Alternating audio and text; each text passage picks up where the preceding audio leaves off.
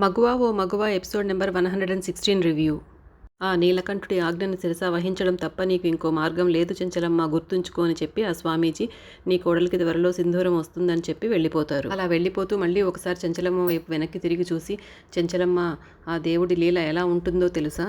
ఏ కోడలి నుదుటికైతే నువ్వు సింధూరం రాకూడదు అనుకుంటున్నావో, ఏ కోడలి మెడలో తాలిబొట్టు పడనివ్వను అని అంటున్నావో, ఆ కోడలు తిరిగి తన ఐదోతనం పొందడానికి కారణం నువ్వే అవుతావు అంటారు. చెంచలమ్మ ఆశ్చర్యంతో అలాగే నిలబడిపోతుంది ఆ మాటలు వింటూ. సింధూర, చంటి కూడా ఈ మాటలన్నీ వింటూ ఉంటారు ఆ పూజారి చెప్పేవని. తర్వాత కేశవులు గారు అడుగుతారు, చెంచలమ్మ నీకు ఇంత మునుపు చెప్పిన స్వామీజీ ఈయనేనా అనేసి, సింధూరకు పెళ్ళవుతుందని.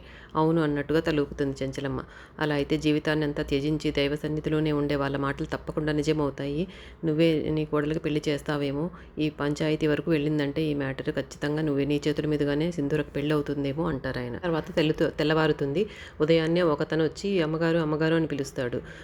ఏమైందనేసి బయటకు వచ్చి చూస్తుంది చెంచలమ్మ. ఏదో చెప్తాడనమాట, పంచాయతీ దగ్గర ఏదో సంథింగ్ జరిగిందని చెప్తారు, మనకు వినిపించకుండా చెప్తారు.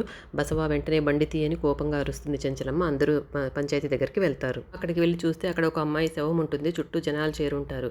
ఆ అమ్మాయి ఎవరో కాదు, సింధూర తీర్పు చెప్పిన తర్వాత పెళ్లి చేసుకుంటుంది కదా సుగుణ అనే అమ్మాయి, ఆ అమ్మాయి అనమాట చనిపోతుంది. ఎందుకంటే వాళ్ళ భర్త పెళ్ళైన మొదటి రోజు నుండి అనుమానిస్తూనే ఉంటాడంట, దానితో చనిపోతుంది ఆ అమ్మాయి. కాబట్టి ఊరందరూ మీరు అలా తీర్పు ఇవ్వడం వల్లే అమ్మాయికి మళ్ళీ పెళ్లి చేశారు, దానివల్లే అమ్మాయి చనిపోయింది అన్నట్టుగా సింధూరం నిందిస్తారు.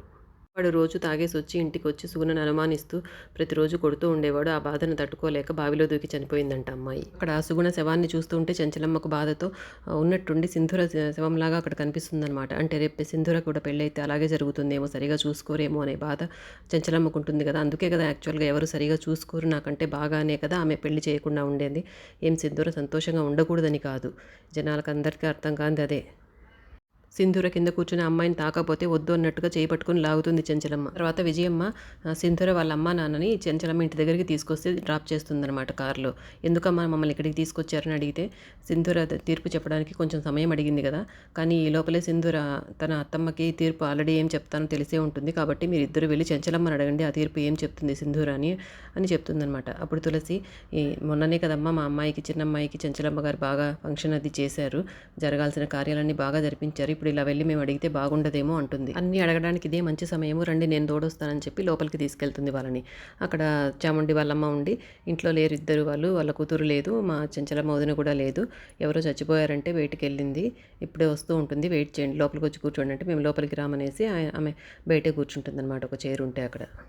మళ్ళీ తులసి వాళ్ళ నాన్నతో ఇలా అంటుందన్నమాట ఆమె, ఎవరో తెలుసా చచ్చిపోయింది, నీ కూతురు తీర్పిచ్చింది కదా మళ్ళీ పెళ్లి చేసుకోవచ్చని, ఆ అమ్మాయి ఇప్పుడు చచ్చిపోయి శవమైందంట అంటుంది. ఇంతలో చెంచలమ్మ సింధూర రానే వస్తారు అక్కడికి. చెంచలమ్మ వాళ్ళందరినీ చూసి సింధూర చేయి పట్టుకుని లాక్కెళ్ళి లోపల పెడుతుందన్నమాట. గడప కవతల పెట్టి తర్వాత తను వస్తుంది. లోపలికొచ్చి తన చైర్లో కూర్చొని చెంచలమ్మ చాలా కంగారు పడుతూ, బాధపడుతూ, భయపడుతున్నట్టు దానిలాగా కనిపిస్తుందన్నమాట. చంటిని పిలిచి మంచినీళ్ళు తెప్పించుకుని తాగుతుంది చెంచలమ్మ. అప్పుడు సింధూర వాళ్ళ నాన్న లోపలికి వస్తారు. చెప్పండి అంటుంది. అప్పుడు ఆయన పసుపు కుంకుమలు లేని కారణంగా సింధూరకు నాకు చిన్న కూతురికి నలుగు పెట్టే అవకాశం కూడా లేకుండా పోయిందమ్మా అని చెప్తారు. ఆ అదృష్టాన్ని నా కూతురికి కలిగించడం మీ చేతుల్లోనే ఉందమ్మా అంటారు. మీరు నా చిన్న కూతురికి ఇచ్చిన పసుపు కుంకుమలు నా పెద్ద కూతురికి కూడా ఇస్తే దాని జీవితం బాగుపడుతుందమ్మా అని రిక్వెస్ట్ చేస్తారు. ఇక చాలు అని ఆపుతుంది అనమాట ఆయన్ని మాట్లాడనివ్వకుండా. చూడండి అన్నయ్య గారు, కష్టమో నష్టమో లేదా విధిరాతో జరిగింది ఏదో జరిగిపోయింది, ఇప్పుడు ఆ విషయాన్ని వదిలేయండి అంటుంది. ఎవరేం చెప్పినా కూడా నా కోడలికి పెళ్లి చేయాలనే ఆలోచన నాకు రాదు అంటుంది. ఈ విషయం మాట్లాడడానికి అయితే ఇంకెప్పుడు మీరు మా ఇంటికి రావద్దు, ఒకవేళ మా కూతురికి నాన్నగారిగా మా వేంకులుగా రావాలంటే ఎన్ని రోజులైనా వచ్చి ఉండొచ్చు అంటుంది.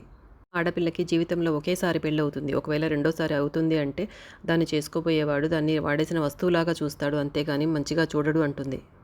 పెళ్లి జరిగిపోయాక మా మాటలతో వేధిస్తారు, అనుమానంతో విసిగిస్తారు, చాలా నరకం చూపిస్తారు, ఇంకా అవన్నిటితో కూడా తన మనసు కుదుట పడలేదని తెలిస్తే చంపను కూడా చంపేస్తారు, ఈ కాలంలో మగవాళ్ళు ఇలా ఉన్నారు అనేసి ఒప్పుకోదన్నమాట పెళ్లికి. నా కోడలు పెళ్లి చేసుకోమని తీర్పిచ్చిన ఆ అమ్మాయి కూడా ఈరోజు శవమై తేలింది 10 రోజులు అవ్వకుండానే. నా కోడలు కూడా పెళ్లి చేస్తే రేపు సింధూర కూడా అదే పరిస్థితిలో కనిపిస్తే మీరు చూడగలరా అంటుంది. అప్పుడు కేశవులు గారు, చెంచలమ్మ ఎవరికో ఏదో ఎప్పుడో జరిగిందనేసి నువ్వు అందరినీ అదే కోణంలో ఆలోచిస్తుంది నీ తప్పు అవుతుంది చెంచలమ్మ అంటారు. నా కోడలు నా కళ్ళ ముందు కదిలే దీపంలా ఉండాలి, కానీ ఒక నయవంచకుడి జీవితంలో ఆ దీపం ఆరిపోవడం ఇష్టం లేదు, నేను ఒప్పుకోను అంటుంది. ఇక ఎపిసోడ్ అయిపోతుంది. రేపటి ఎపిసోడ్లో రచ్చబండ తీర్పు అంతా ఉంటుందన్నమాట, తప్పకుండా చూడండి.